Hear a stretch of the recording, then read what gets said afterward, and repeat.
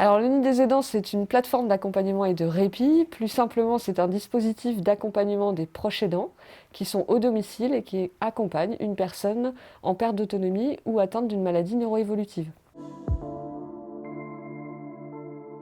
On va trouver du soutien, de l'écoute, ce qui est la première étape, avec un interlocuteur unique, ce qui va nous permettre aussi de créer la relation de confiance. Et puis ensuite, plein de propositions au nid qui peuvent permettre de prendre des temps collectifs de répit, des temps de suivi individuel. On a une psychologue qui est présente sur chaque antenne, qui peut vous soutenir et vous écouter. Et puis des temps de formation pour mieux comprendre la maladie de mon proche. Il y a des choix de territoire qui sont aussi en lien avec les besoins, et puis on a aussi une réalité qui est celle de nos agences régionales de santé, puisqu'on ne pouvait pas tout déployer en un seul tenant. Donc on a fait des choix, on a priorisé le territoire Sud-Vendée parce qu'effectivement c'était un territoire qui était un peu moins doté en termes de ressources et de dispositifs.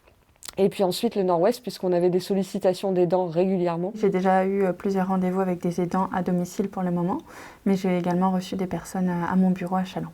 Ils vont pouvoir bénéficier du soutien, un temps d'écoute aussi qui est très important.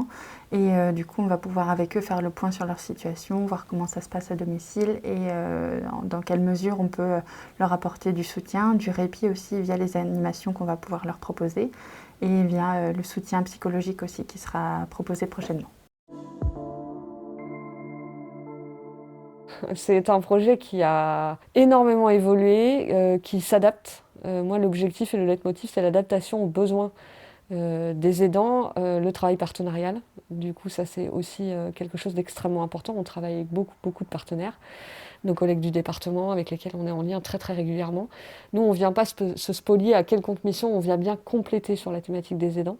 Et effectivement, le Nid des aidants a énormément évolué et bougé parce qu'on l'a repensé en fonction de ce qu'on voyait et en fonction des besoins aussi. Les aidants nous ont beaucoup aidés dans la construction de ce nid par rapport à ce qu'ils avaient réellement besoin.